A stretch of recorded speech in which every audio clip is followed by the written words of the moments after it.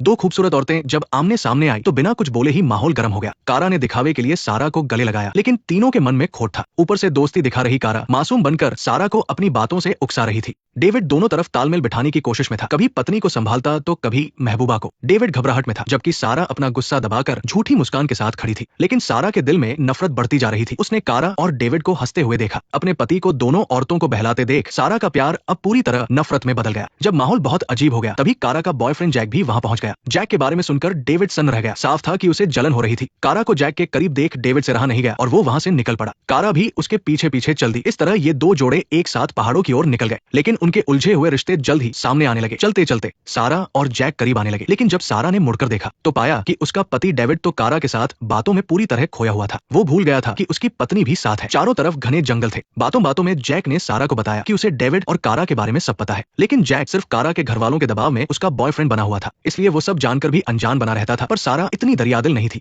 दूसरों की मौजूदगी की वजह से उसने अपना गुस्सा काबू में रखा और सही मौके का इंतजार करने लगी। मजे की बात यह थी कि डेविड अब भी सारा को बेवकूफ समझ रहा था। क्या तुम मेरा इंतजार कर रही हो? हमारा इरादा ऐसा नहीं था। जब चारों नदी किनारे पहुंचे तो वहां का नजारा किसी पेंटिंग जैसा खूबसूरत था। कारा ने नदी में तैरने की इच्छा जताई और जाते वक्त डेविड की ओर मुड़कर देखा। डेविड का मन डोल गया और उसने बहाना बनाया कि उसे बाथरूम जाना है और वो निकल गया। बिना मुड़े भी सारा को अंदाजा था कि उसके पति की नजरें सिर्फ कारा पर ही थी। लेकिन अगले ही पल कुछ बुरा हो गया। सारा धीरे से आगे बढ़ी और देखा कि उसका पति ध्यान भटकने की वजह से सड़क किनारे एक गहरे गड्ढे में गिर गया था। कारा को डेविड के लिए इतना परेशान देख सारा का गुस्सा और बढ़ गया। उसने सोच लिया कि अगर ये लोग इतने बेशर्म हैं तो वो भी अब कोई रहम नहीं दिखाएगी। रात को सबने साथ शराब पी। कमरे में लौटकर सारा नशे में धुत होकर जमीन पर गिर पड़ी। जब उसकी आंख खुली तो डेविड वहां नहीं था। सारा ने मेज पर पड़ा डेविड का फोन उठाया तो उसमें एक मैसेज आया हुआ था। किसी ने डेविड को रात के 2 बजे झरने के पास बुलाया था और वो कोई और नहीं कारा थी। सारा का गुस्सा 7वें आसमान पर पहुंच गया और उसकी सारी हिचकिचाहट खत्म हो गई। बाहर तेज बारिश हो रही थी, लेकिन सारा अकेले ही झरने की ओर निकल पड़ी। दूर से उसे रेनकोट पहने एक इंसान खड़ा दिखा। उसे लगा वो कारा है।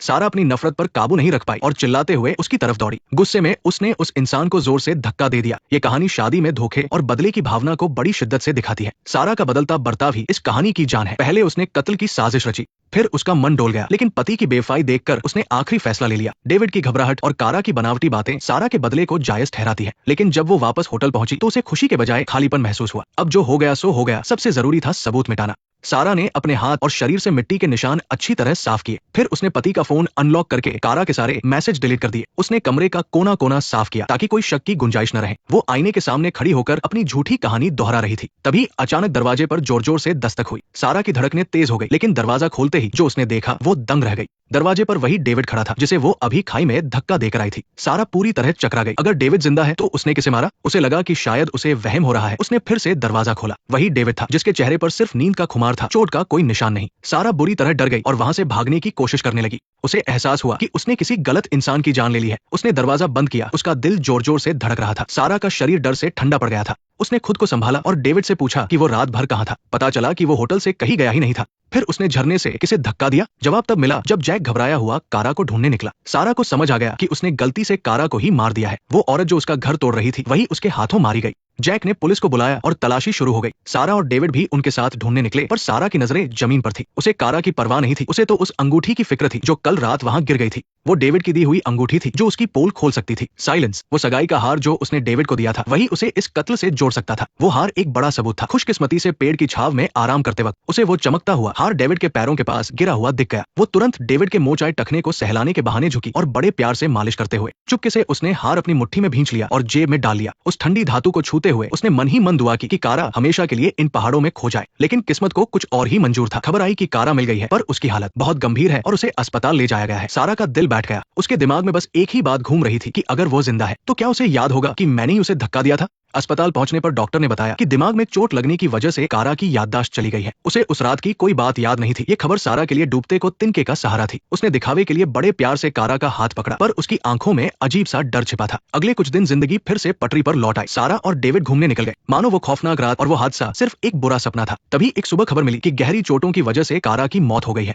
कारा के बॉयफ्रेंड को बुरी तरह टूटते देख सारा के मन में दबा हुआ डर और पछतावा एकदम से बाहर आ गया। वो अस्पताल के एक कोने में जाकर अपना चेहरा छिपाकर फूट फूट कर रोने लगी। वो आंसू सुकून और अफसोस से भरे थे। उसने कभी नहीं सोचा था कि उसका एक गुस्सा किसी की जान ले लेगा। खुद को संभाल कर वो होटल लौटी तो डेविड घबराया हुआ उसे पुलिस स्टेशन के पास ले गया। उसने दबी आवाज में कहा कि पुलिस जांच कर रही है और उसे डर है कि उसका और कारा का रिश्ता सबके सामने ना आ जाए। डेविड ने सारा के सामने अपनी बेवफाई कबूल कर ली। उसने माना कि कारा के साथ उसका चक्कर था, पर कहा कि वो सब अब पुरानी बात है। सारा उसे देखकर बस मुस्कुरा दी, एक ऐसी मुस्कान जिसमें सिर्फ दर्द और बेबसी थी। वो अंदर से सब जानती थी, उनका रिश्ता सिर्फ झूठ की बुनियाद पर टिका था, उनका संपर्क कभी टूटा ही नहीं था। लेकिन उसे भी तो विल के साथ की जरूरत थी, अपने झूठ को सच बनाए रखने के लिए उसे विल का साथ चाहिए था। तभी पुलिस वहां आ पहुंची और उन दोनों को बयान दर्ज कराने के लिए हॉल में बुलाया। विल ने तुरंत खुद को संभाला और पुलिस को पूरी कहानी सुनाई कि उस रात वो और सारा पूरे समय अपने कमरे में ही थे और कहीं बाहर नहीं गए। उसने इतनी सफाई और बारीकी से झूठ बोला जैसे सब सच हो। सारा चुपचाप बगल में खड़ी उसकी बातों में हाँ मिलाती रही। पुलिस ने सहयोग के लिए उनका शुक्रिया अदा किया और कहा कि फॉरेंसिक रिपोर्ट और मौके की जांच की रिपोर्ट आने तक उन्हें शहर में ही रहना होगा और फोन चालू रखना होगा। विल ने मुस्कुराते हुए हामी भर दी, लेकिन उसकी आंखों में घबराहट साफ देखी जा सकती थी। पुलिस के जाने के बाद सारा और विल एक दूसरे को खामोशी से देखते रहे। पुराना प्यार तो धोखे और झूठ की भेंट चढ़ चुका था। अब उनके बीच सिर्फ एक दूसरे के इस्तेमाल का सौदा और कभी न भरने वाली खाई बची थी। हनीमून खत्म होने के बाद दोनों शहर वापस आ गए और नाम के लिए अपनी शादी निभाते रहे। एक ही छत के नीचे रहने के बावजूद वे अजनबियों की तरह थे। फिर सारा की मां की दी हुई पार्टी में विल अचानक चेहरे पर हवाइयां उड़ाते हुए उसके पास आया। उसकी आवाज कांप रही थी। उसने कहा कि वे कह रहे हैं वो गिरी नहीं थी। सारा ने पूछा किसने कहा? विल ने जवाब दिया पुलिस ने। वे कह रहे हैं कि उसे धक्का दिया गया था, उसका मर्डर हुआ है। सारा का खून जैसे जम गया हो। उसे सिर्फ विल की लड़खड़ाती आवाज सुनाई दे रही थी। इस मोड़ ने सारा की मानसिक उलझन को और बढ़ा दिया। बदला लेने के बाद का खालीपन और अनजाने में हुए कत्ल का डर उसके चेहरे पर साफ दिख रहा था। वो पछतावे और खौफ के बीच झूल रही थी। पति का धोखा और फिर उसी से मदद मांगना कहानी को दिलचस्प बना रहा था। सच ही कहा गया है कि बेवफाई एक बार शुरू हो जाए तो रुकती नहीं। विल को डर था कि कहीं पुलिस की नजर उसके और कायरा के रिश्ते पर न पड़ जाए, इसलिए उसने सारा के सामने अपना अफेयर कबूल कर लिया और उससे दोबारा झूठी गवाही देने की भीख मांगी। उसे लगा था सारा भड़क जाएगी और सवाल पूछेगी, लेकिन वो बहुत शांत थी। उसने न सिर्फ इसे स्वीकार किया बल्कि उसे बचाने का रास्ता भी बताया। सारा की आवाज एकदम सपाट थी पर अंदर तूफान मचा हुआ था। विल को जैसे नया जीवन मिल गया हो। उसने बताया कि वे ऑफिस के कंप्यूटर से ईमेल और पुराने फोन से मैसेज भेजा करते थे। उसने कायरा को हमेशा मैसेज डिलीट करने को कहा था, इसलिए वहां से कोई सबूत मिलने का डर नहीं था। अब सबसे जरूरी था उन ईमेल को मिटाना और सबसे बड़ी मुसीबत ये थी कि उसने कायरा को अपने घर की एक चाबी दे रखी थी। ये बात सारा को किसी खंजर की तरह चुभी। उसे महसूस हुआ कि उसकी गैर मौजूदगी में कायरा कितनी बार उसके घर आई होगी। शायद घर के हर कोने में उन दोनों की यादें बसी थी। सारा का सब्र जवाब दे गया और उसका गुस्सा फूट पड़ा। वो विल पर बुरी तरह चिल्लाई और उसे उसकी खुदगर्जी के लिए कोसा, लेकिन गुबार निकलने के बाद वो फिर संभल गई। अभी सारे सबूत मिटाना ही पहली प्राथमिकता थी, लेकिन ये उस धोखेबाज पति को बचाने के लिए नहीं बल्कि खुद को बचाने के लिए था। दोनों अलग अलग निकले। विल ऑफिस पहुंचा और कायरा के साथ वाले सारे ईमेल डिलीट कर दिए। इसके बाद वे दोनों कायरा के घर गए। वहां उसके बॉयफ्रेंड को दिलासा देने के बहाने उन्होंने वो चाबी ढूंढ ली जो विल ने कायरा को दी थी। जैसे ही वे वहां से निकले पुलिस की गाड़ियां सायरन बजाती हुई वहां पहुंच गई। पुलिस पूछताछ के बहाने उन दोनों को थाने ले गई। वहां उन्होंने वही कहानी दोहराई जो उन्होंने पहले तय की थी कि वे कायरा को बस थोड़ा बहुत जानते थे। कोई ठोस सबूत न होने की वजह से पुलिस ने उन्हें जाने दिया। सब कुछ उम्मीद से ज्यादा आसान रहा, लेकिन तभी खबर आई कि कायरा के बॉयफ्रेंड जैक को मुख्य आरोपी मानकर गिरफ्तार कर लिया गया है। किसी ने देखा था कि उस रात कायरा ने जैक का प्रपोजल ठुकरा दिया था। पुलिस को लगा कि जैक ने बदला लेने के लिए उसे मारा है। हालांकि ये सिर्फ एक शक था, कोई सबूत नहीं। पर जैक को तुरंत विल पर शक हो गया। उसी रात जैक गुस्से में विल के पास पहुंचा और उससे पूछा कि क्या उसने कायरा को मारा है। बात इतनी बढ़ गई कि उनके बीच हाथापाई शुरू हो गई। बचाव में सारा ने जैक के सिर पर ईंट दे मारी और उसकी मौत हो गई, लेकिन विल के बयान और इस बात ने कि जैक घर में जबरदस्ती घुसा था सारा को बचा लिया। इसे आत्मरक्षा माना गया, पर इस हादसे ने उनके रिश्ते को पूरी तरह खत्म कर दिया।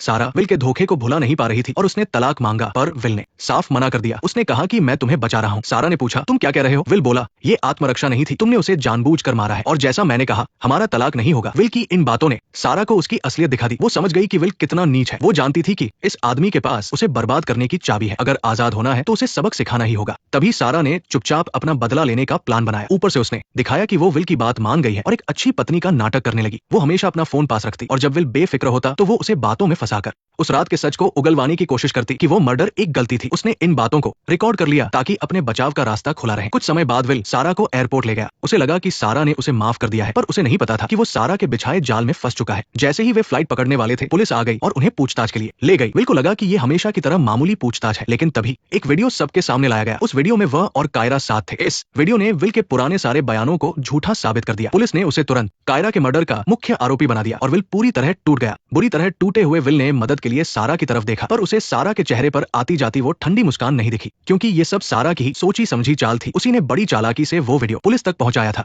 विल को पूरी तरह कातिल साबित करने के लिए सारा ने अपना असली खेल शुरू किया। वो पुलिस के सामने एक बेबस शिकार बनकर फूट फूट कर रोने लगी और कहने लगी कि उसे अपने पति के धोखे पर यकीन नहीं हो रहा। पुलिस को उस पर तरस आ गया। फिर उसने बातों बातों में पुलिस को बताया कि कायरा की मौत वाली रात विल कमरे में नहीं था। उसने विल के खिलाफ कई झूठे सबूत भी खड़े कर दिए। और रही बात पहले झूठ बोलने की, तो उसने खुद को एक ऐसी डरी समी पत्नी के रूप में पेश किया जो पति के डर से चुप रहने को मजबूर थी। फिर भी विल चिल्ला चिल्लाकर कायरा के कत्ल से इनकार करता रहा, क्योंकि वो सच में निर्दोष था। पर सारा ने ठान लिया था कि वह उसे बचने का कोई भी मौका नहीं देगी। उसने पुलिस पुलिस को एक और अहम सबूत दिया, कायरा की मौत वाली रात का रेनकोट। वो रेनकोट असल में विल का था और सारा ने अनजाने में कायरा को इसलिए मार दिया था क्योंकि अंधेरे में उसने रेनकोट पहने कायरा को विल समझ लिया था। सारा की गवाही के बाद पुलिस को उस रेनकोट पर विल के खिलाफ पुख्ता सबूत और कत्ल की वजह सब मिल गए। विल की कोई भी दलील काम नहीं आई और आखिरकार उसे मर्डर का दोषी मानकर जेल भेज दिया गया। सारा अपने काले अतीत को पीछे छोड़कर एक शांत जिंदगी जीने लगी, पर एक दिन जेल से आई एक कॉल ने उसकी शांति छीन ली। विल उससे आखिरी बार मिलना चाहता था। पुराने दिनों का ख्याल कर सारा मान गई। मिलते ही विल गुस्से में चिल्लाने लगा कि कायरा की असली कातिल सारा ही है। दरअसल जेल में बिताए लंबे वक्त में उसने सारी कड़ियों को जोड़ लिया था, पर उसे एक बात समझ नहीं आ रही थी। मुझे पता है तुम क्या कर रही हो, मैं बस ये समझने की कोशिश कर रहा हूँ कि तुमने ऐसा क्यों किया,